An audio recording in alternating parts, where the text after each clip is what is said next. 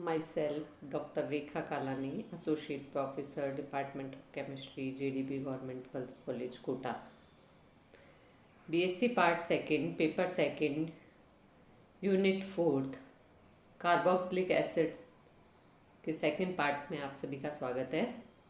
First part में हमने carboxylic acids क्या होते हैं, नोमेनक्लेचर, क्लासिफिकेशन, स्ट्रक्चर और बॉन्डिंग किस तरह की होती है इसके अंदर कार्बोक्सिलिक एसिड्स में, वो हमने देखा था।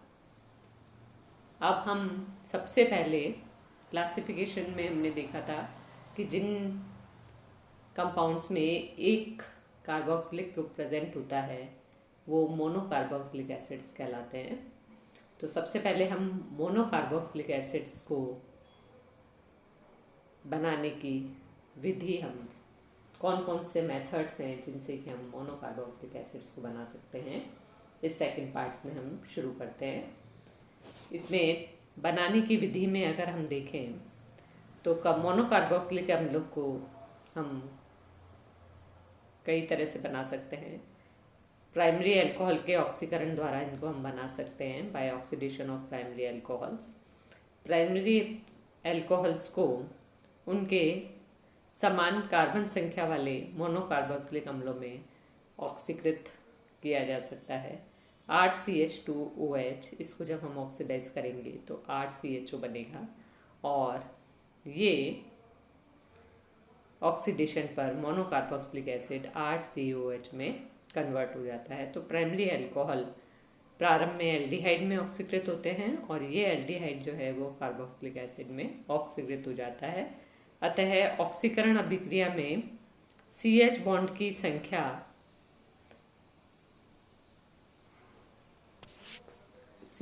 की संख्या जो है वो हमारी कम हो जाती है और CO बॉन्ड की संख्या जो है वो बढ़ जाती है। C डबल बॉन्ड की जो संख्या है वो बढ़ जाती है।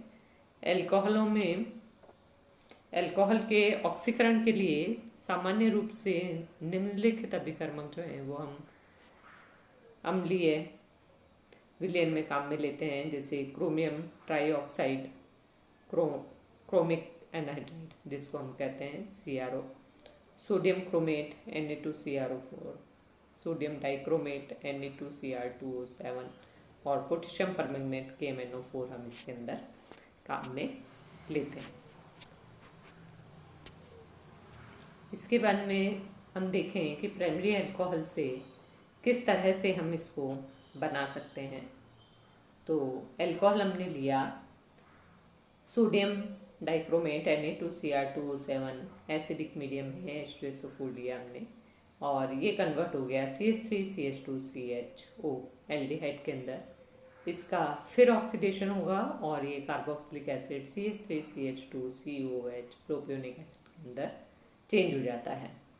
इसी तरह से हम जो भी एल्डिहाइड, इस जो हमारा प्रोपेनल्डिहाइड बना है उसको अगर हम हाइड्रोलिसिस करते हैं तो उससे जो है वो हमें CHO ग्रुप जो है वो डाईहाइड्रोक्सी ग्रुप के अंदर चेंज हो जाता है CH3CH2CHOH whole twice. Hydrated aldehyde हमें मिलता है। ये हाइड्रेटेड एल्डिहाइड जो है वो सोडियम डाइक्रोमेट Na2Cr2O7 और H2SO4 के प्रेजेंस में रिएक्शन करके कार्बोक्सिलिक एसिड्स का फॉर्मेशन करते हैं। अम्ल में वास्तव में जो है वो एल्डिहाइड का कार्बोक्सिलिक एसिड में ऑक्सीकरण जलीय माध्यम में कराए जाने के लिए इसको जलयुक्त अवस्था में भी के द्वारा ही हम इसको कर सकते हैं। लेकिन कुछ अभिकर्मक जो हैं जैसे अल्कोहल के ऑक्सीकरण का एल्डिहाइड तक ही रोक देते हैं। इसके अंदर हम देखें जॉन्स रिएजेंट, ये अभिकर्मक क्रोमिक एसिड का एसीटोन में डाइल्यूट सॉल्यूशन है और यदि इस अभिकर्मक की सीमित मात्रा में इसको प्रयोग करते हैं तो अल्कोहल का ऑक्सीकरण एल्डिहाइड में हो जाता है। तो ये हो जाएगा हमारा, जैसे हम देखें CH3CH2CH2OH प्रोपेनॉल, इसको जब हम CrO7 और H2SO4 के साथ में एसीटोन के लिमिटेड मात्रा अगर हम लेते हैं, क्रोमिक एसिड हमने दिया, तो ये एल्डिहाइड के अंदर CH3CH2CHO प्रोपेनॉल्डिहाइड बनाता है और फिर ये ऑक्सीडेशन पर प्रोपियोनिक एसिड CH3CH2COOH के अंदर कन्वर्ट हो जाता है। इसी तरह से जो है वो हम लें पिरिडीनियम क्लोरोक्रोमेट। पिरिडीनियम क्लोरोक्रोमेट ये एक माइल्ड ऑक्सीकारक है। इस अभिकर्मक में क्रोमियम ट्राइऑक्साइड तथा HCl सामान्य रूप से पिरिडीन में घुले होते हैं। ये एक निर्जलीय हाइड्रेटेड अभिकर्मक है। इस कारण एल्डिहाइड जलयोजित नहीं हो पाते हैं तथा अल्कोहल का ऑक्सीकरण केवल एल्डिहाइड में ही रहता है। यह अभिकर्मक एल्डिहाइड को पुनः ऑक्सीकृत नहीं करता है। तो पिरिडीनियम क्लोरोक्रोमेट PCC ये जो है केवल एल्डिहाइड तक ही इसका ऑक्सीडेशन सीमित रखता है, इसलिए पिरिडीनियम क्लोरोक्रोमेट जो है वो एसिड्स के सिंथेसिस में काम नहीं आता है। PCC कार्बनिक विलायकों में विलय होते हैं और ये अल्कोहल के हायर मेंबर्स को ऑक्सीकृत करने के लिए प्रयोग में लाते हैं।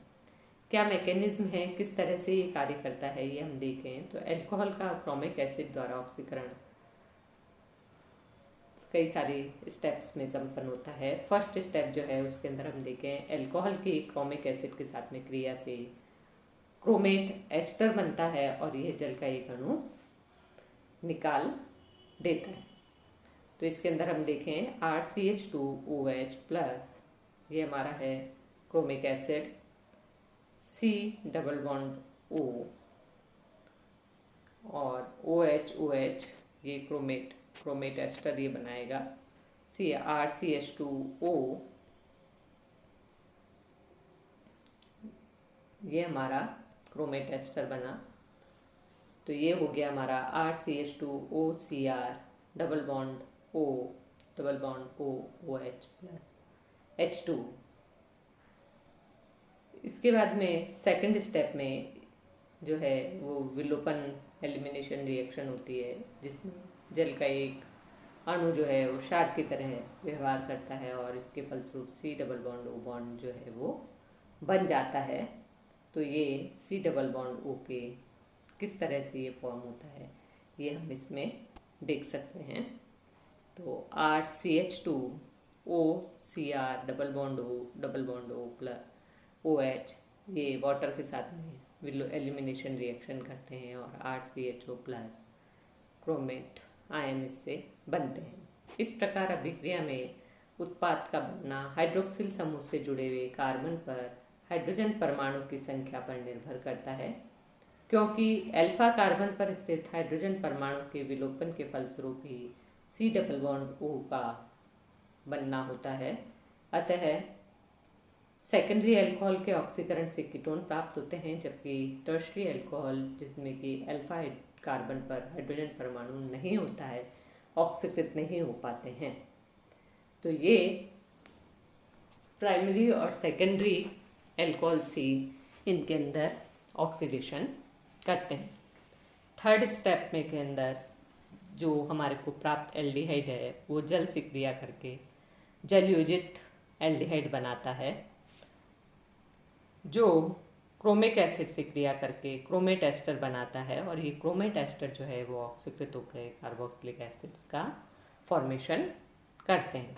तो ये हम देखें कि ये RCHO plus H2O reversible reaction होगी, ये जलयोजित एल्डिहाइड है और क्रोमिक एसिड के साथ में रिएक्शन करके एक वाटर मॉलिक्यूल निकलता है और क्रोमेट एस्टर बनते हैं। ये क्रोमेट एस्टर जो है वो एसिड प्लस वाटर के एक मॉलिक्यूल का फॉर्मेशन करते हैं। तो इस तरह से जो है वो इसके अंदर हम क्रोमिक एसिड से एसिड्स का कार्बोक्सिलिक एसिड्स का संश्लेषण कर सकते हैं। इसी तरह से एल्डिहाइडों के ऑक्सीकरण द्वारा भी इनको हम बना सकते हैं, जो कि हमने पहले भी देखा है कि एल्डिहाइड को जब ऑक्सीडाइज करते हैं तो वो कार्बोक्सिलिक एसिड्स के अंदर चेंज होते हैं। तो एल्डिहाइडों को आसानी से कार्बोक्सिलिक एसिड्स में ऑक्सीकृत किया जाता है। एल्डिहाइड प्राइमरी अल्कोहल की अपेक्षा आसानी से ऑक्सीकृत हो जाते हैं, इसलिए जो ऑक्सीकारक जो ऑक्सीडाइजिंग एजेंट्स हैं वो प्राइमरी अल्कोहल को ऑक्सीकृत करते हैं, उन्हें एल्डिहाइड के ऑक्सीकरण के लिए भी हम प्रयुक्त कर सकते हैं, जैसे sodium dichromate, sodium chromate, potassium permanganate, इन सबको हम इसके लिए यूज़ करते हैं। ये है हमारा जैसे RCH2CHO, सोडियम डाइक्रोमेट लिया तो RCH2COH के अंदर चेंज हो जाता है। इसी तरह से एल्डिहाइड टॉलन अभिकर्मक जैसे दुर्बल ऑक्सीकारक से भी ऑक्सीकृत होकर कार्बोक्सिलिक एसिड्स बना लेते हैं। टॉलन रिएजेंट Ag2O के प्रेजेंस के अंदर भी ये अमोनिया वीक बेस की प्रेजेंस में ये रिएक्शन करते हैं और एसिड्स के अंदर चेंज हो जाते हैं। तो टॉलन रिएजेंट में Ag+ ऑक्सीकारक है, जो कि मेटेलिक सिल्वर में रिड्यूस हो जाता है। वो टॉलन टेस्ट के आधार पर होता है। इस परीक्षण में परखनील के अंदर की सतह पर सिल्वर मिरर के चमकीली परत एक बन जाती है। इसी कारण इस टेस्ट को जो है वो हम मिरर टेस्ट भी कहते हैं। इसके बाद में जो है वो हम देखें कि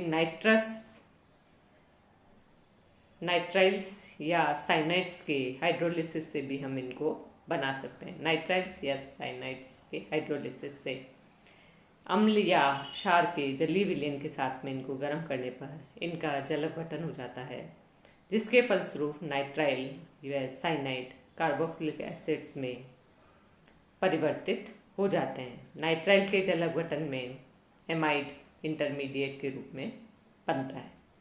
RC≡N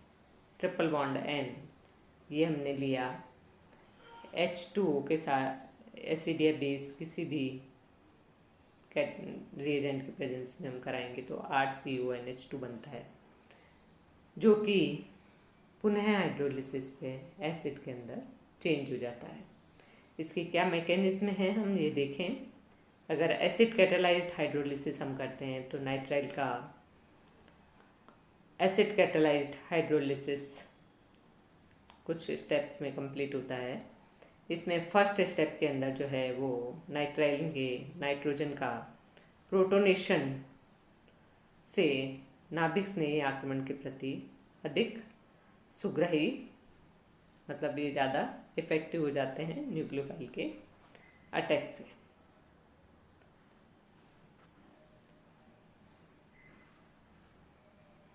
फिर उसके बाद में प्रोटोनेटेड नाइट्राइल का जल पर अटैक होता है, आक्रमण होता है। थर्ड स्टेप के अंदर नाइट्रोजन के अधिक क्षारीय होने के कारण प्रोटॉन का ऑक्सीजन से नाइट्रोजन पर ट्रांसफ़र हो जाता है। तो ये स्टेप्स अगर हम देखें, जैसे ये RC≡N प्लस एसिडिक मीडियम अगर हमने लिया है तो फर्स्ट स्टेप में ये प्रोटोनेटेड होगा।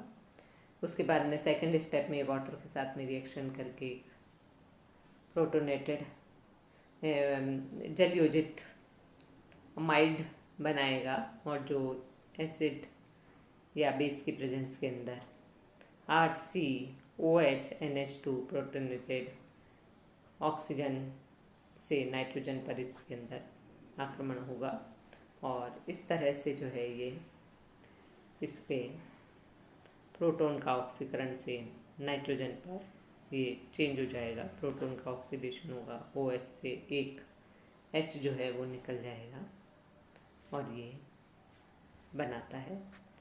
फोर्थ स्टेप अगर हम इसका देखें तो प्रोटोनेटेड एमाइड का ऑक्सीडेशन होगा, और अभिक्रिया में प्राप्त एमाइड निम्नलिखित क्रियाविधि द्वारा कार्बोक्सिलिक एसिड्स के अंदर जल अपघटित हो जाता है। तो ये है हमारा RCONH2 hydrolysis H+ acidic medium के अंदर RCOHNH2 हाइड्रोलिसिस पे ये प्रोटोनेटेड बनाएगा। ये प्रोटोनेटेड जो है वो हमारा एसिड के अंदर चेंज हो जाता है। तो ये